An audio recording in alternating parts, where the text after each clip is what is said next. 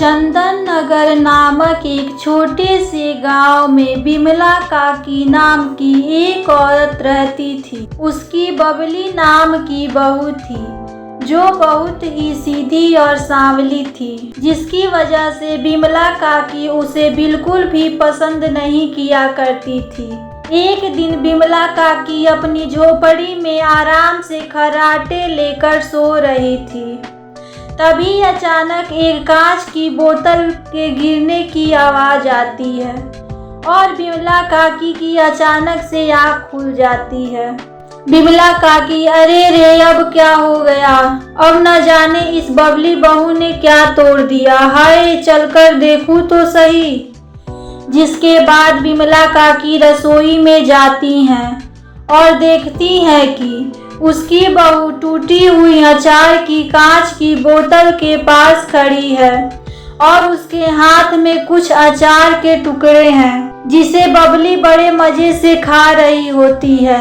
बबली, अरे वाह वाह, कितना स्वादिष्ट और मजेदार अचार है, लेकिन अब माँ जी तो मुझे बहुत गुस्सा करेंगी। मुझसे तो पूरी अचार की बोतल ही टूट गई, अब मैं क्या करूँगी? बिमला, अरे रे बबली बहू, ये क्या किया तूने? मेरा बनाया सारा अचार गिरा दिया तूने। ये कैसी बहू पल्ले पड़ी है जो भी करती है बस उल्टा ही करती है। ना तो तेरा रूप है ना गुण, ना जाने कौन सी घड़ी में मैंने तुझे अपने बिरजू के लिए ब्याह कर लाई, मेरा सारा अचार गिरा दिया। बबली, ना जाने क्यों माँ जी हमेशा मेरे रूप को लेकर बातें बनाती हैं। अगर मैं रूपवती नहीं हूँ तो इसमें मेरी क्या भूल है? ऊपर वाले ने ही मुझे बदसूरत बनाया है, माँ जी भी ये बात समझती नहीं है। अगले दिन बिमला काकी जंगल में से कुछ केले के पत्तों को तोड़कर लाती हैं और अपनी झोपड़ी में लेकर जाती हैं और बबली को तेज आवाज लगाते हुए कहती हैं, अरे ओ बबली बहू कहाँ है? जल्दी बाहर तो आ जरा। बबली, अरे क्या हुआ माँ जी? आप इतने सारे पत्ते क्यों ले आई? इतने सारे पत्तों का आखिर क्या होगा, बताओ ना माँ जी। बिमला, अरे कल मेरे गांव की मेरी सहेलियां आ रही हैं, उनके लिए ये केले के पत्ते हैं। उन्हें केले के पत्तों पर खाना बहुत पसंद है, इसीलिए ये केले के पत्ते कल के भोजन में इस्तेमाल करना। बबली, जी जी माँ जी, अच्छे से समझ गई, आप बिल्कुल चिंता मत कीजिए। बिमला, अच्छा ठीक है, लेकिन कल जरा मेरी सहेलियों के सामने मेरी नाक मत कटवा देना। जरा अपना ये रंग रूप थोड़ा संवार लेना, समझी? वैसे तो न जाने मेरी सहेलियां देखकर ही तुझे क्या कहेंगी, मेरी तो नाक ही कट जाएगी। बबली, मेरे इस काले रूप के कारण माँ जी मुझे कितना कुछ बोलती हैं, लेकिन कल मैं माँ जी को शर्मिंदा नहीं होने दूंगी, उनकी सहेलियों के सामने सुंदर दिखूंगी।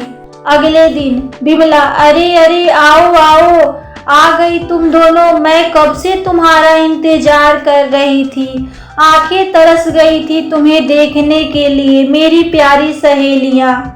सहेली, अरे हाँ बिमला काकी, हमारा भी तुमसे मिलने का बहुत मन था और फिर तेरी बहू से भी तो मिलना था। दूसरी सहेली, बिल्कुल सही बोल रही हो, आज तो हम बिमला काकी की बहू के हाथ का भी भोजन खाएंगे। हाँ बिमला, अरे हाँ क्यों नहीं मेरी प्यारी सहेलियों, इतनी जल्दी क्या है, मिल लेना मेरी बहू से, पहले हम थोड़ी बात तो कर ले। सहेली, अरे हाँ क्यों नहीं बिमला, आखिर हम तीनों सहेलियां इतने दिनों बाद जो मिल रही हैं, आज तो खूब बातें होंगी। बबली, अरे लगता है माँ जी की सहेलियां आ गई हैं, मुझे उनके सामने सज संवर कर जाना होगा, लेकिन मेरा ये काला रंग मैं इसे कैसे छुपाऊं? बिमला, ओ बबली बहू जरा बाहर तो आ, देख तो कौन आया है। तभी बबली बाहर सबके सामने आती है। बबली की हालत बहुत खराब होती है, देखने में बबली बहुत खराब लग रही होती है, जिसे देखकर बिमला की तीनों सहेलियां हंसने लगती हैं। सहेली, बिमला काकी, तेरी बहू तो सबसे निराली है, निराली। अपनी सहेलियों की ऐसी बातें सुनकर बिमला को बहुत गुस्सा आता है। बबली, देखिए माँ जी, मैं हो गई बहुत सुंदर। आपने बोला था ना आज आपकी सहेलियों के सामने सुंदर लगना है, तो देखो लग रही हूँ ना सुंदर। बिमला, अरे थोड़ी सी बुद्धू है मेरी बहू, इसीलिए। जाओ जाओ बबली बहू, मेरी सहेलियों के लिए भोजन ले आओ। बबली, अरे हाँ माँ जी, मैं अभी आप सभी के लिए भोजन लेकर आती हूँ। तभी बबली केले के पत्ते अपने हाथ में लेकर आती है और सभी के सामने रख देती है। लेकिन काफी देर तक बबली और कोई भोजन नहीं लेकर आती। यह देखकर तीनों सहेलियां हैरान हो जाती हैं। बबली, अरे आप सभी भोजन खा क्यों नहीं रहे? खाइए ना, खाइए भोजन, यही तो आपको पसंद है ना। बिमला, अरे बबली बहू, क्या पागल हो गई है? आखिर कहाँ है तेरा बनाया भोजन? जा जल्दी लेकर आ, कितना इंतजार कराएगी मेरी सहेलियों को। बबली, अरे माँ जी आप भी ना, भोजन तो मैंने कब का आपकी सहेलियों के सामने रख दिया है, लेकिन ये तो खा ही नहीं रही है। खाइए ना, आप सभी को केले की पत्तियां बहुत पसंद है ना। माँ जी आपके लिए जंगल से लेकर आई थी। सहेली, ये क्या बिमला काकी, क्या हम ये केले के पत्ते खाएंगे? दूसरी सहेली, छी छी, अरे कुछ भोजन नहीं खिलाना चाहती तो बता देती, अब हम यहाँ से जा रहे हैं। बिमला, अरे क्या किया तूने? आज तो तूने सारी हद पार कर दी। तुमसे कहा था ना इन केले के पत्तों पर अपना बनाया भोजन परोसना, और तूने इन्हें भोजन के रूप में रख दिया। अरे रे, तेरी बुद्धि तो किसी काम की नहीं, एकदम अक्ल से खाली है तू।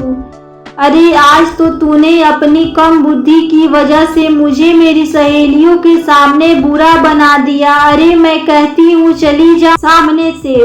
अगर तू थोड़ी देर भी मेरे सामने रही तो मेरे घर में रही तो अच्छा नहीं होगा, बता देती हूँ, चली जा तू। बबली, अरे माँ जी ये आप क्या बोल रही हैं? माफ कर दो मुझे घर से मत निकालो, मैं कहाँ जाऊंगी? माँ जी माफ कर दो। बेचारी बबली घर के बाहर निकलने के बाद जंगल की ओर चली जाती है। बबली, जाने अब मैं कहाँ जाऊंगी इस जंगल में, मुझे डर लग रहा है, अगर कोई जानवर मुझे खा गया तो। नहीं नहीं, मैं किसी का भोजन नहीं बनना चाहती हूँ, ना जाने अब आगे मेरे साथ क्या होगा। तभी बबली को एक छोटा सा तालाब दिखाई देता है, जिसके पास एक बूढ़ी औरत बैठी होती है और उसके हाथ में मछली पकड़ने वाली छड़ी होती है। वह बार बार मछली पकड़ने की कोशिश करती है, लेकिन एक भी मछली उसके हाथ में नहीं आती। बबली, अरे कौन है आप अम्मा, और क्या इस नदी में मछलियाँ पकड़ रही हैं? बुढ़िया, अरे हाँ बेटी, मैं एक बुढ़िया अभागिन हूँ जो इस जंगल में रहती हूँ और अक्सर इस तालाब से कुछ मछलियाँ पकड़ ले जाकर अपना पेट भरती हूँ और अपनी भूख को शांत करती हूँ। कई दिनों से एक भी मछली नहीं आई है, कई दिनों से भूखी हूँ, आज एक मछली हाथ आ जाए तो मेरी पेट भर जाए। बबली, अरे अरे बस इतनी बात से दुखी हो, मैं आपके लिए मछली पकड़ देती हूँ। अभी देखिएगा, एक बार में ही मछली मेरे हाथ में आ जाएगी, फिर आप उसे पकाकर अपनी भूख शांत कर लेना। बबली, देखिए अम्मा जी, मैंने कहा था ना, देखिए कितनी सारी मछलियाँ हैं, देखिए। बुढ़िया, अरे वाह वाह बेटी, ये तो सच में कितनी सारी मछलियाँ हैं। तेरा बहुत बहुत धन्यवाद बेटी इस बूढ़ी की मदद करने के लिए। आज मुझे भूखे नहीं सोना पड़ेगा, वाकई तू एक नेक दिल इंसान है। अच्छा अब मैं चलती हूँ। बबली, ठीक है अम्मा, अब तुम जाओ और इन मछलियों से अपनी भूख शांत करो। बुढ़िया, हाँ हाँ बेटा, जाती हूँ, सदा सुखी रहो तुम, बाकी सब माया है, सब माया। जिसके बाद वह बूढ़ी वहां से चली जाती है और थोड़ी दूर जाते ही गायब हो जाती है। बबली जंगल में आगे बढ़ती है और देखती है कि एक बहुत ही भयानक और अजीब दिखने वाली औरत बैठी रो रही होती है। बबली उसे देखकर डर जाती है। बबली, अरे कौन हो तुम, रो क्यों रही हो और तुम देखने में इतनी भयानक क्यों हो? क्या तुम मनुष्य नहीं हो? मुझे बताओ, मुझे बहुत डर लग रहा है। औरत, क्या बताऊं तुम्हें, मैं मनुष्य ही हूँ, लेकिन मैं वो अभागी हूँ जिसे कोई भी देखना पसंद नहीं करता। कुछ समय पहले मैं बहुत सुंदर हुआ करती थी। अपने रूप का मुझे बहुत घमंड था, जिसकी वजह से मैं सभी को नीच समझकर उनसे बात नहीं किया करती थी। लेकिन एक दिन एक भूखी भिखारिन भोजन मांगने मेरे द्वार पर आई। उसका रूप बहुत गंदा था, लेकिन अपने रूप के घमंड के कारण मैंने उसे नीच समझा और बिना कुछ भोजन दिए घर से भगा दिया। उसी भिखारिन के श्राप के कारण मेरा ऐसा हाल हो गया है। मेरी इस भयानक रूप के कारण कोई भी गांव वाला मुझे देखना पसंद नहीं करता।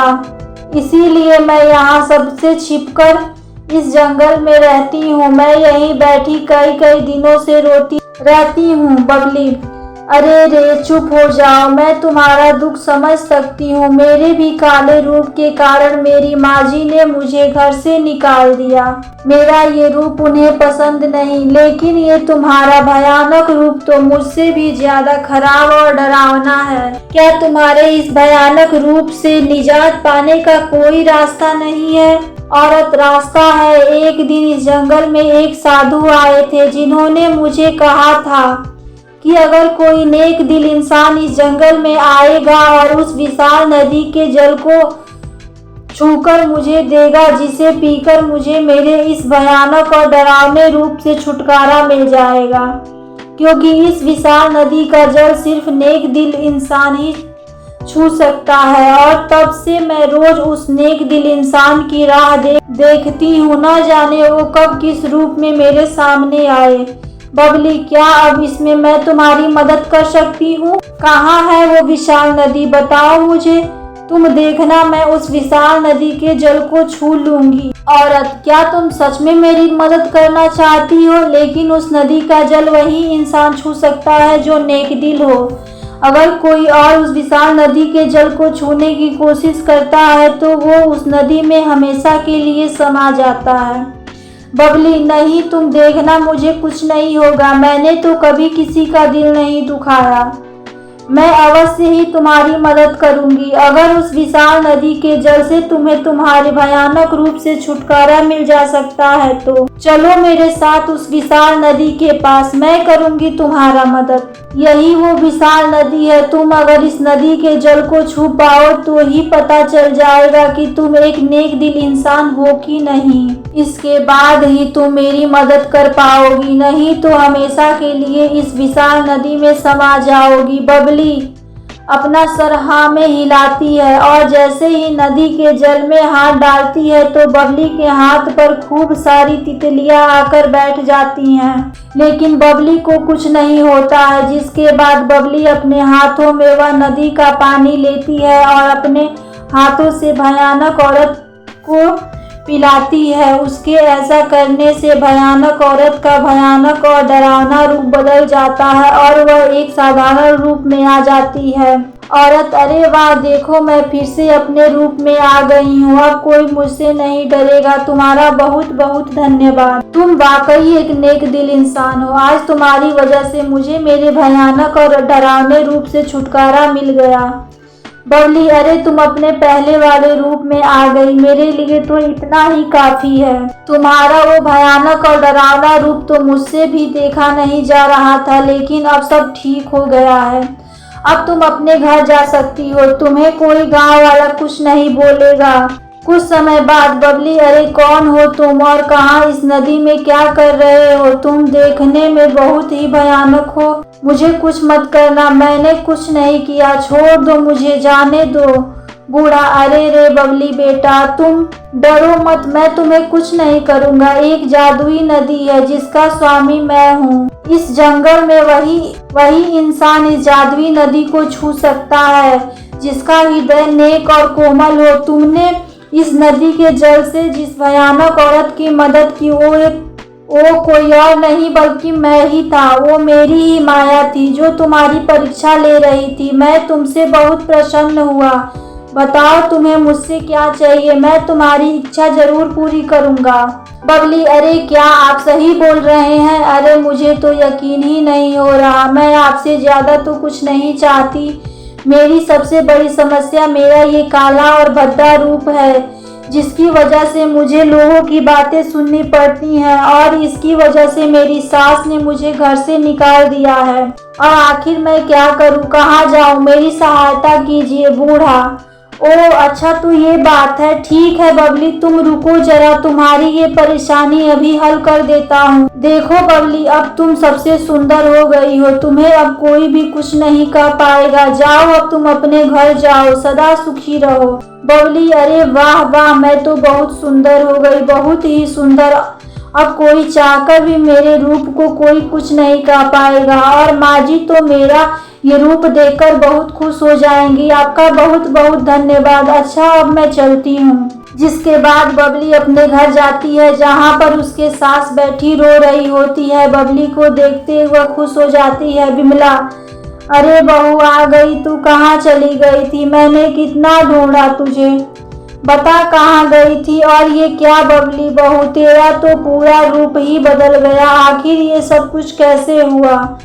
बबली, देखिए ना माँ जी, अब मैं कितनी सुंदर हो गई हूँ, आपको अब मुझसे कोई शिकायत तो नहीं है। देखिए तो अब मैं कितनी सुंदर हो गई हूँ और ये सब उस नदी के कारण हुआ है।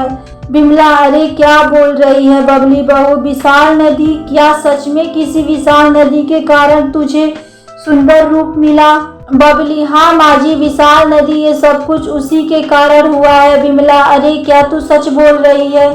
अरे वाह बहू, मैं तो तेरी जैसी बहू पाकर धन्य हो गई। लेकिन बहू, अब मुझे तेरे रंग रूप से कोई फर्क नहीं पड़ता।